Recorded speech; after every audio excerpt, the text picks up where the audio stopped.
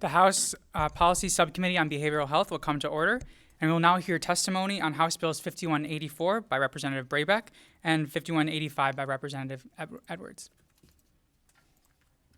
And Duane Breijak, the Executive Director of the National Association of Social Workers, Michigan chapter. Thank you, Chair. I appreciate it.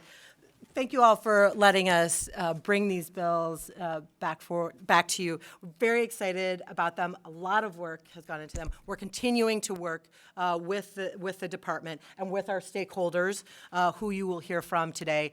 Part of what we know is that the licensure exam that social workers need to take to be able to get their LCSW is biased, and that creates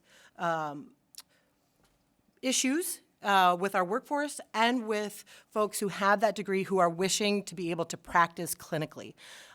We know, we've talked about this in our committee, that we have such a shortage of social workers, and we have the opportunity now for folks who know what the practice is, know how to work in our communities, know what it takes to be good, ethical clinicians, and it is this one piece that is problematic.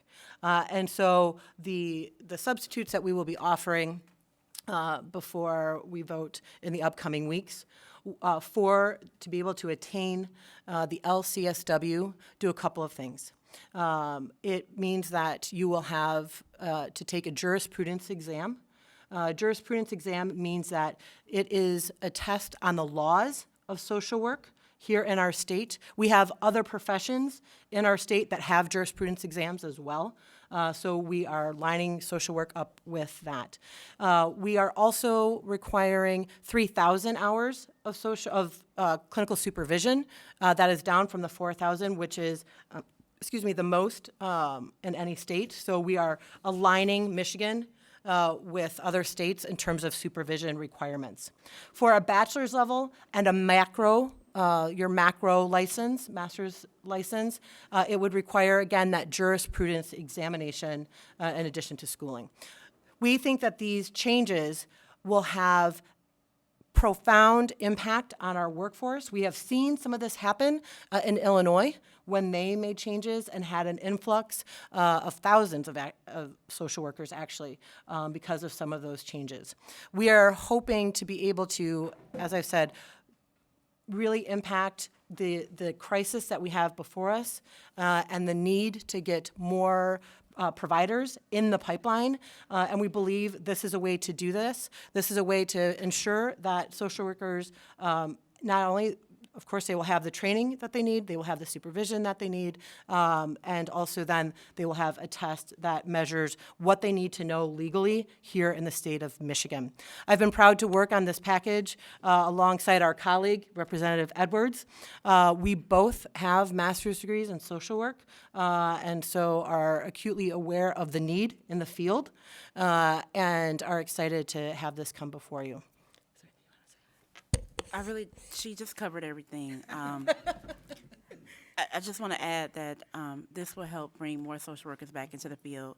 Those who were not able to pass the examination timely, this will help them come back as well. So I really hope that everyone that's sitting back there that's absent and not here will be able to support this legislation. Good morning, committee members. It's great to be in front of you again. This critical legislation strengthens our state, and we are really at a kind of critical pivot moment, I think, for social work as a profession, both here in Michigan and nationally. As Rep. Brabec said, we expect that these changes will bring hundreds, if not thousands, of Michiganders back into licensing who've had to leave our profession completely over the last 2 decades since the current rules have been in place. And this is the first time since 2005, which is when Michigan passed our social work licensing law, that there's been any substantive changes to our process.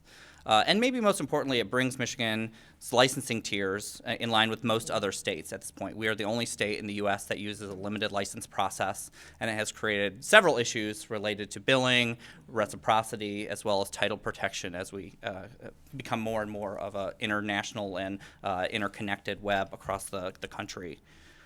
Since I was last before you, just over 6 months ago, there's been a pretty monumental shift in creating more equitable licensing pathways across the United States.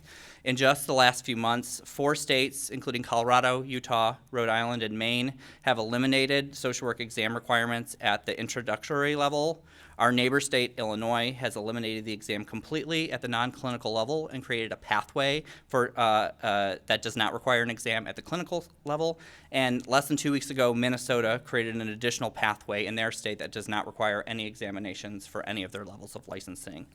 Additionally, we have 5 large states, including New York, Massachusetts, North Carolina, Washington, and Oregon, who are exploring or have bills pending on alternative pathways that eliminate the current examination structure, and more than another dozen jurisdictions are working on similar plans or have work groups formed that hope to have introductory legislation or regulation in the next year or so.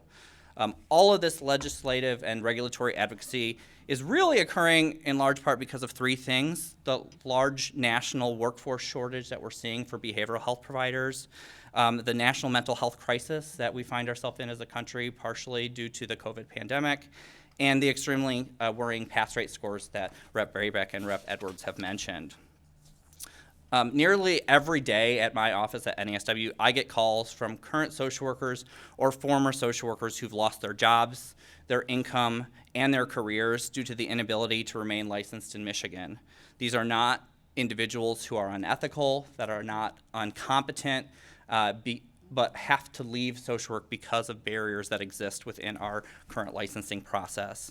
These individuals often have tens, if not hundreds of $1,000s of student debt, have been unable to climb the career ladders within their organizations, and have had to completely change professions, which is really challenging to do when you've spent years of your life dedicated to one particular profession.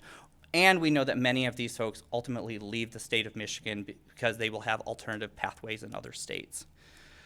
Just last week, I spoke with a social worker in Farmington Hills who's been in the profession since the late 90s. She's a school social worker who is going to be let go of her job later this week because she can't pass the licensing examination. She's completed all 4,000 hours of supervision at both the master's and bachelor's level because she had to fall back on a lower degree because she was not able to get through the master's process. She's been working in her same school district for almost 30 years and is 2 years away from retirement. What do we tell these people? There's no alternative way for them to stay in the field currently. We have to make more equitable pathways and provide ways for people to stay in our licensing path. That's just wrong what we have right now. I wish it was a one-off story, but honestly, I tell you, I get calls every day that are similar to this, and it particularly impacts our social workers of color and our older social workers. We know that this legislation alone is not going to fix all the problems leading to our current workforce shortages, but it's a vital step to retain our current workforce and provide a long overdue path for individuals to come into the profession. Know that NASW as an organization is working on several other really critical initiatives to support the behavioral health workforce, including working in collaboration with our state's working Conditions and Workforce Committee, the Board of Social Work, and the 34 schools of social work in Michigan on developing stronger supervision standards that can be implemented through regulation in the next year, increasing recruitment into schools of social work, specifically through in schools, child welfare, and larger behavioral health. Many of you have been part of those efforts to increase paid internships, opportunities, and apprenticeships in our schools over the last couple of years. We have been providing more free or reduced education around licensing process, getting past the current exam, and helping social workers get through their 45 hours of required content, and partnering with LEO and our Community Mental Health Association to develop and launch just a couple of weeks ago a new state website that aims to increase awareness about the social work profession and job opportunities in every county of our state. And lastly, one thing that I hope we can continue to partner on over the next year together is to join the more than 18 states that have already passed the Social Work Licensing Compact. We know that that will streamline licensing portability and increase access to providers. Together, I hope we can make Michigan a healthier state and continue to reinforce the importance of mental health, community wellness, and empowering each other to improve the lives of all Michiganders. I really want to thank you all for helping Michigan be a national leader in these efforts, and I encourage your vote on House Bills 5184 and 5185 when they come to vote. Thank you.